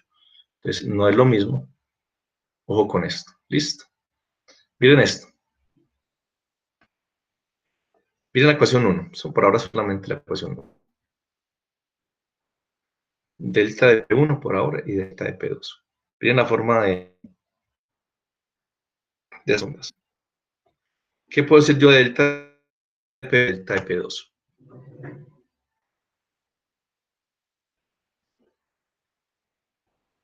Como están ahí en la 1, solamente, olvidémonos de qué significa delta de P1, solamente la forma. Entonces les presento a ustedes estas, le digo, estas dos funciones, delta de P1 y delta de P2. Y les pregunto que qué representan. ¿Ustedes qué me dirían? Ondas viajeras. Muy bien. Muy bien. Una onda viajera es función de quién? De kx, de x más o menos b por t, x menos b por t, x menos b por t. Ya k y omega para cuadrar el argumento. Muy bien. Además de viajera, ¿qué otra particularidad tiene esas ondas? Tiene varias. Una que es viajera. ¿Cuál es la otra? Hay varias. Tendríamos ya que saber a estas alturas eso. Además de viajeras, ¿cómo?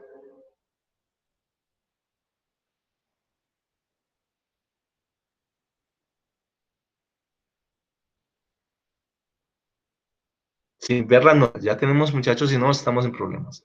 Uno, delta de P1 y delta de P2 son viajeras. ¿Qué más, muchachos? Características tienen esas dos funciones. Armónicas, profe.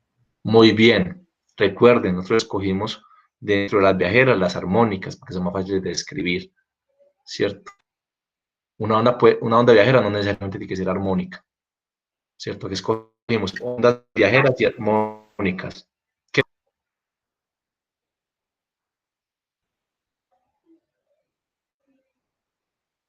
¿Qué puede ser ese delta de P1 y delta de P2? ¿Qué más? Si los comparo. Ahora sí, comparemos delta de P1 y delta de P2. ¿Qué podemos decir de esas dos? Tiene una amplitud. La amplitud es la misma, miren. P sub 0,1, P sub 0,1. Igual amplitud. ¿Qué cambia entre delta de P1 y delta de P2? ¿Qué me dice? El número de onda y el omega. ¿Y por qué cambian esos? ¿Cómo puedo cambiar yo esos dos parámetros del sistema? De la onda. puedes cambiar por la longitud de onda. O la frecuencia, exacto. La longitud. Muy bien. Entonces hay una conexión entre longitud de onda y frecuencia, ¿cierto? Y la frecuencia y el periodo. Pensemos acá en la frecuencia. Ya esto sabemos, en un fluido se propagan ondas de desplazamiento, de presión, de densidad, de cambio de presión y cambio de densidad. Eso hicimos parte en clase y parte ahí en el libro de unas demostraciones, son sencillas. Pero entonces, consideremos dos ondas sonoras armónicas de igual amplitud y de frecuencias ligeramente diferentes. Eso es. Entonces miren acá, es simplemente lo que acabamos de decir.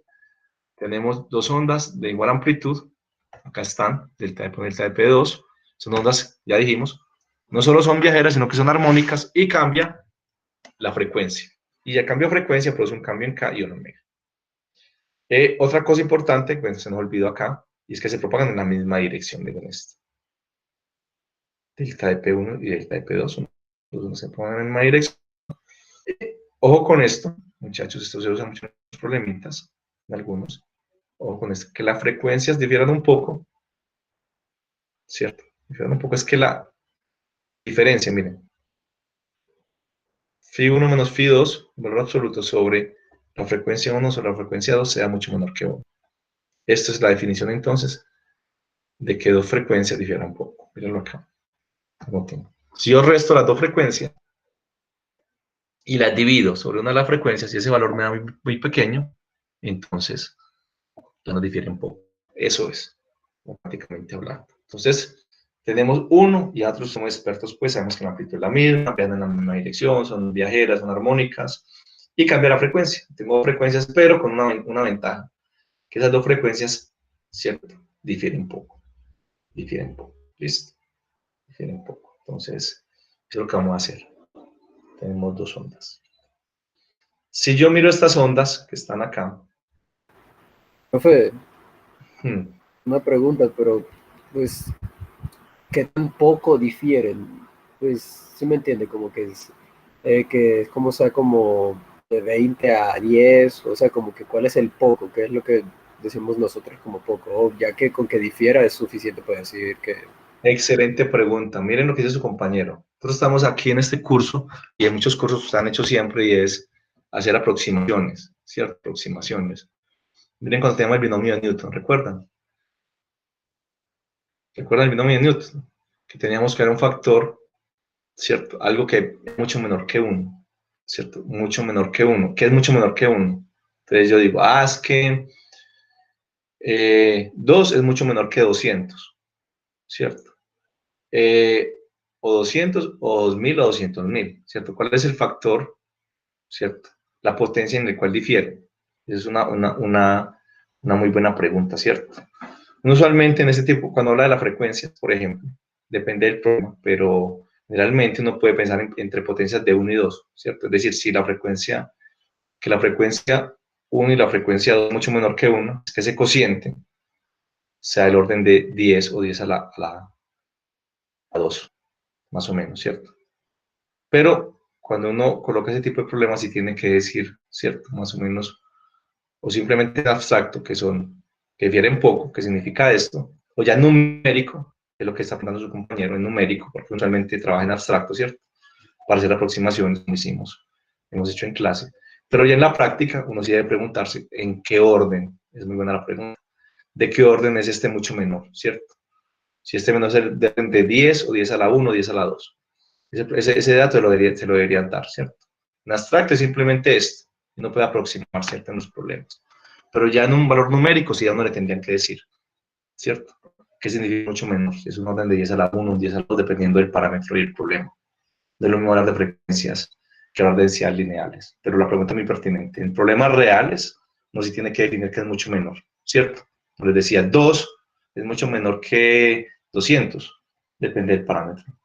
En algunos tendría que ser todo es mucho menor que 2000 o 20.000. Entonces tengan eso en cuenta. Cuando abstracto es para uno despejar los problemas. Cuando es un problema numérico, sí es muy buena la pregunta y eso depende de qué parámetro está evaluando uno. Pero cuando trabaja, por ejemplo, con luz, con longitud de onda, que la longitud de una cuerda lo veremos ahora. Entonces, esas órdenes de magnitud son diferentes. Muchas gracias por la pregunta. Muy bien. Entonces, listo, tenemos las dos ondas, ya esto lo hemos calculado muchas veces.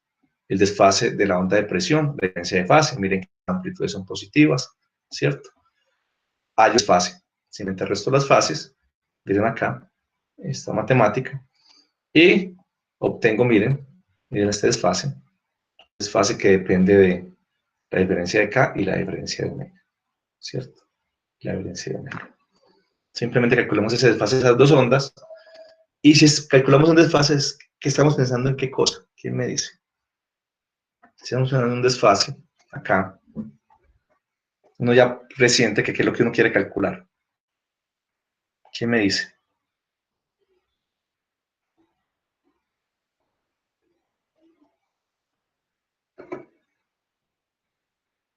¿Para qué nos sirve este desfase? ¿Para hallar qué cosas? Si las ondas están ¿cómo?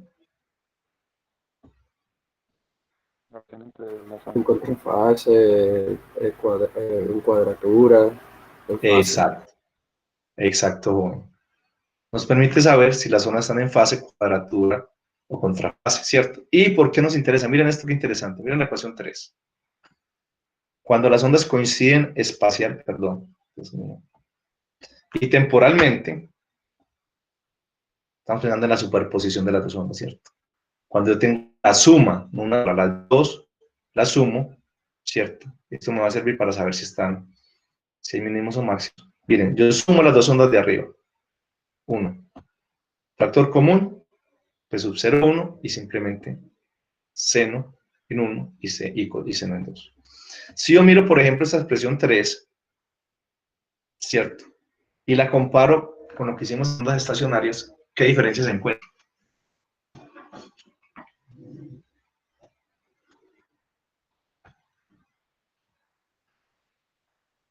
En ondas estacionarias sumábamos dos ondas, ¿cierto? ¿Cómo eran esas ondas? ¿Quién recuerda que sumábamos? En ondas estacionarias, ¿cómo eran o cómo viajaban?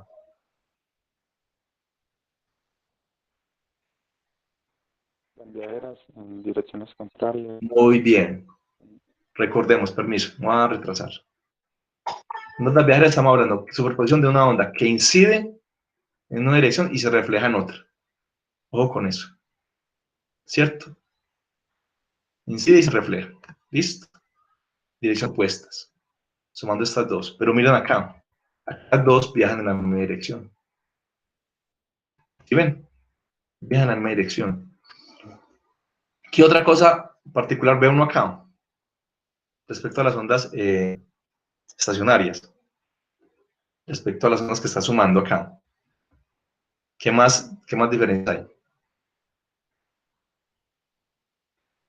Lo que recuerden, no me pasteleen. Aquí sí lo que recuerden. Esas diferencias ve uno respecto a las ondas estacionarias, cuando son estas dos. Todo tiene las mismas frecuencias, las viajeras. Excelente, joven. Excelente. Miren, aquí la frecuencia cambia, en el otro caso la frecuencia no cambia, ¿cierto? Aquí la frecuencia de las dos ondas que yo produzco. Un ejemplo clásico de esto es, los problemitas son dos trompetas que producen ondas en la misma dirección, ¿cierto? Pero con diferente frecuencia. Ese es el ejemplo clásico. Yo tengo una banda, hay un trompetista adelante y otro atrás, entonces, produciendo una onda, los dos con diferente frecuencia, ¿cierto? Y hay un momento en que las ondas se superponen. El que viaja atrás, la onda que produce se superpone con el que va adelante, y este es el ejemplo que tenemos. ¿Listo? Acá. Frecuencias diferentes, que son las que producen las trompetas. ¿Y qué otra cosa? Miren, la amplitud, miren. La amplitud acá es la misma, en el otro caso era la misma magnitud, pero hay un signo menos, recuerdan, de la onda reflejada, que viaja en dirección opuesta. ¿Listo? Entonces, simplemente igual, tenemos el desfase como que vimos la vez pasada, para este caso, y miren, la suma de las dos ondas cuando coinciden espacial y temporalmente, ecuación 3. Muy bien. Miren entonces la expresión 2. Si el desfase depende de quién, de la diferencia de K, interesante, y las diferencias de omega, ¿cierto? Muy bien. Pues miren, ya bueno, esto lo revisan ustedes. Uno puede con identidades trigonométricas pasar de 3, de acá. De esa suma, mire a lo que pasa. Está hecho en el libro, lo revisa si no lo hacen, miren. Tengo suma de funciones seno, miren, dos funciones seno, con K1, K2, omega 1 y omega 2, y miren a lo que se llega. Delta de P, ¿cierto? Este delta de P es que la suma sobre las dos se superponen, miren. Apaguen por ahí el micrófono, muchacho, que se nos está prendido, por favor. Miren, miren, muchachos, qué interesante. Miren, 2P sub 0,1, coseno de un medio de X delta de K menos T delta de omega. Este paréntesis, ¿es qué cosa? De acá.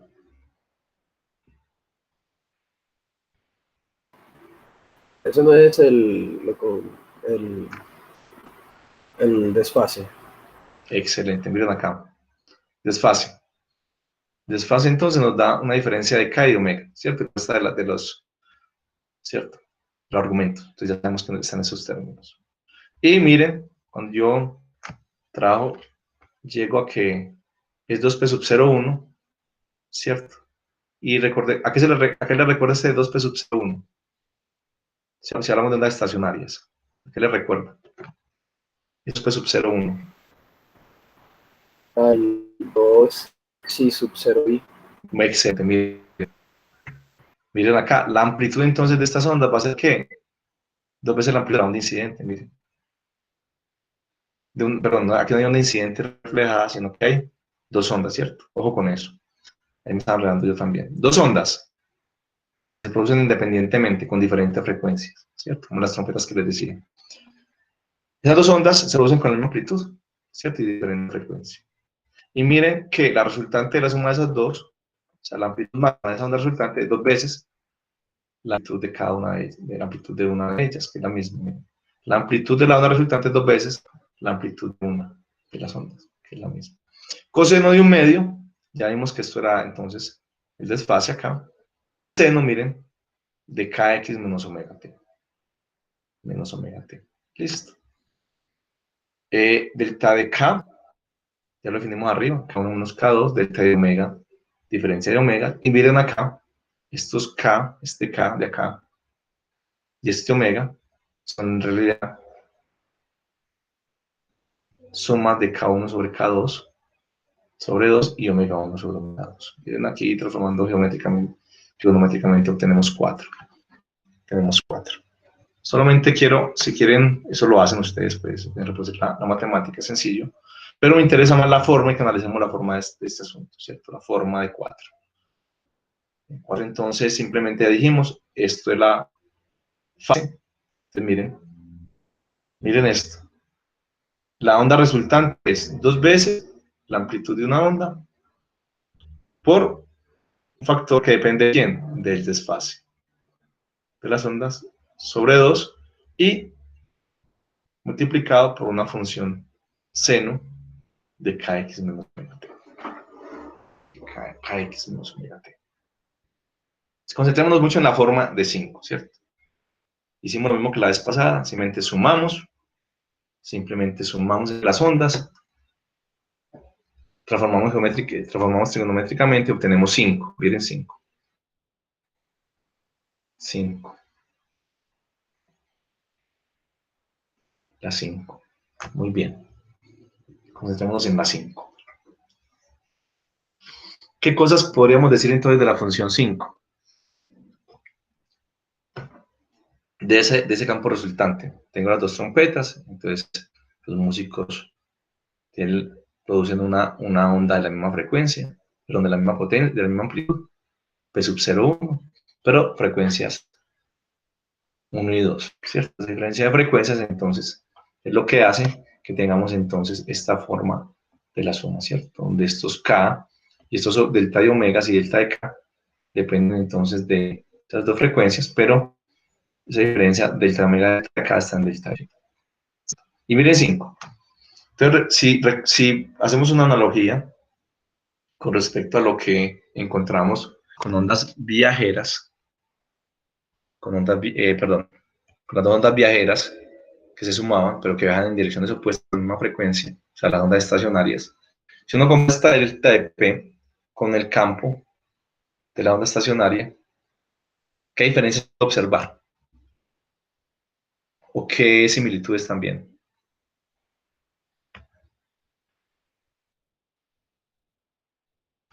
¿Qué me dice? En 5. Pues la que más se ve es que, por ejemplo, bueno, seno, la parte de como senoidal está bien, que hay un kx menos wt, pero tiene una parte de coseno, pues, que tiene ahí el desfase dividido entre dos, que lo podemos asociar con el anterior de la estacionaria. Pues con que uno es el kx solito y el otro es el omega t. Miren, Entonces, es una similitud ahí. exacto, miren, tenemos el 2p sub 0, ya lo dijimos, que es la amplitud, ¿cierto? Este le damos la frecuencia de amplitud modulada, que es 2p sub 0,1 coseno de phi medios, y escribimos, miren la ecuación 7. Es la ecuación 7. Delta, el cambio es una frecuencia de amplitud modulada que depende del desfase de las dos ondas con que viajen. Pero mire esto, si miramos la 7, para claridad, ya que tenemos, esta depende del desfase, pensemos en esta forma. Miren la 7. Si uno compara esta 7 con la que obtuvimos con la onda estacionaria, ¿qué puede decir?